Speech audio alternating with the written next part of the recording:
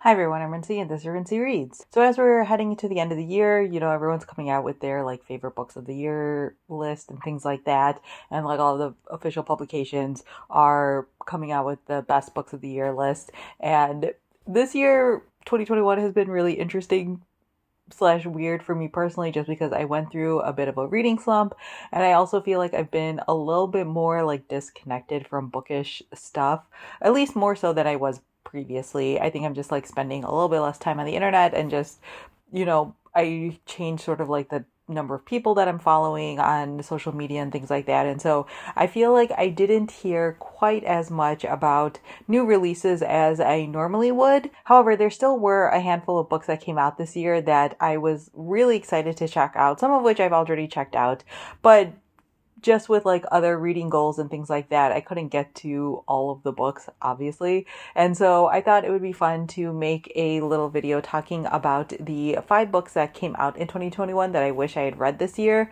Obviously, this isn't a list of real regrets because there's still plenty of time to read these books. You don't need to read books just in the year that they were released, obviously. But I also think it's fun to look back at these end of the year lists and things like that and kind of look at the books that were released in the year and see which are the ones that just, kind of got away from me. If I could plan out my year a little bit better, do things a little bit better, I probably would have prioritized these a little bit higher. So the first book on my list is The Bombay Prince by Sujata Massey. This is the 3rd book in the it's called The Mysteries of 1920s India series. This is a historical mystery series that I really, really adore. I have read all of the books as they've basically been released, and I was very lucky that Soho Crime sent me a copy of the book, and I still didn't get to it. I'm pretty sure this came out in February of 2021, and I don't know, I was just waiting for the right time and all of this different stuff, and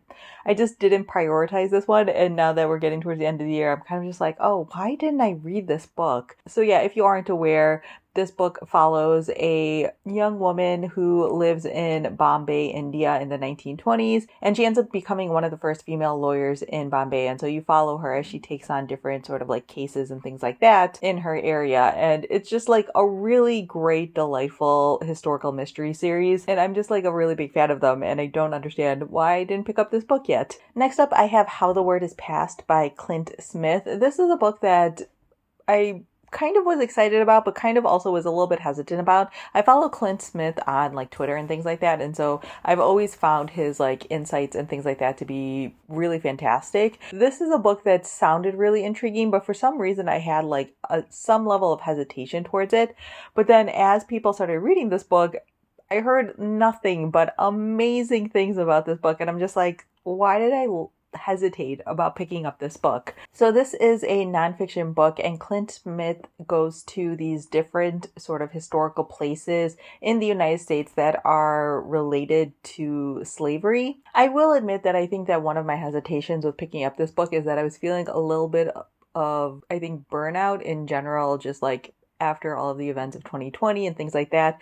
Not that that's a real excuse, but I think I kind of needed a break from books that talked about slavery, and I was just I'll wait a little bit to pick this one up. But now that I'm hearing such wonderful things about it constantly, I'm just that was the wrong choice, Rincey. Should have picked this book up. My next pick is another nonfiction book, and this is The 3 Girls from Bronzeville by Dawn Turner. It follows Dawn, her sister Kim, as well as her best friend Deborah, and it follows the 3 of them as they grow up in the 1970s in this neighborhood in the south side of Chicago called Bronzeville. I think I first heard about this book kind of randomly. I saw a cover of it somewhere, and I was Bronzeville, I wonder if they're talking about Chicago's Bronzeville. And then I clicked on it and I realized they were, and I was oh, I'm very intrigued by this. If you don't know, I live in the suburbs of Chicago, and so reading books about Chicago, I enjoy it just because it provides some, historical context and things like that. I think part of this book is also that it follows these 3 girls who all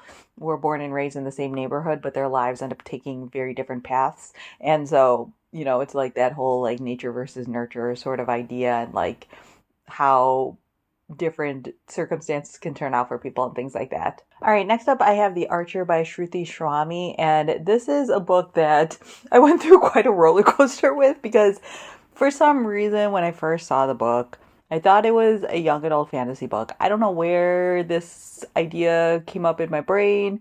Mixed signals, I don't know, probably scanning the internet and not actually reading information. I'm not a huge young adult fantasy person, so I didn't really pay attention to it. And then I learned that it's actually like historical literary fiction.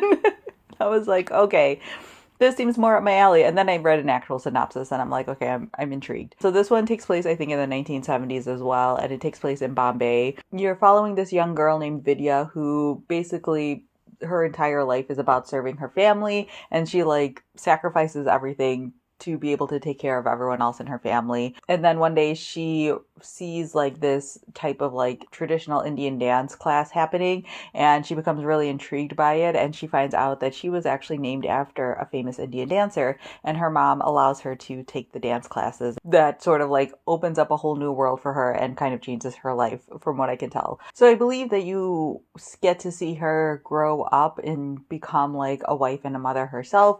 And so this is kind of a coming of age story, and it's kind of about like gender roles and things like that, as well as like the way that art can expose you and open you up and help you grow and things like that. And I'm like, yeah, all of those are things that I'm into.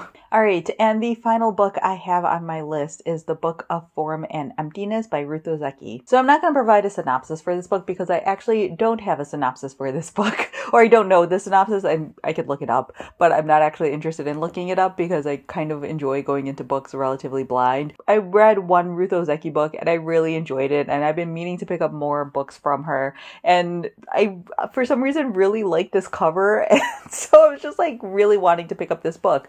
But then I saw that it's kind of a chunky book, like it's over 500 pages long, and that put me off a little bit. I'm recording this in December, and during this month I've been picking up like these big chunky books, and I'm like really in the mood now for big and chunky books, and I'm like, oh, I should have like checked out The Book of Form and Emptiness for reading in the month of December because I'm in the mood for like big, dense, expansive novels. And I always get a little bit sad because like those big books are ones that I can really enjoy, but I'm often like put off by at the same time because they are so long, so it requires more of a time commitment and things like that. And that's a dumb reason to put off books. So yeah, this is one book where I'm just like, ooh, I'm really intrigued by this one, but it was so long that it kind of scared me away. So I definitely want to try to pick this one up relatively soon. So yeah, that is everything I have for you all. Let me know down in the comments below if you have read any of the books that I mentioned on my list and what your thoughts were on them.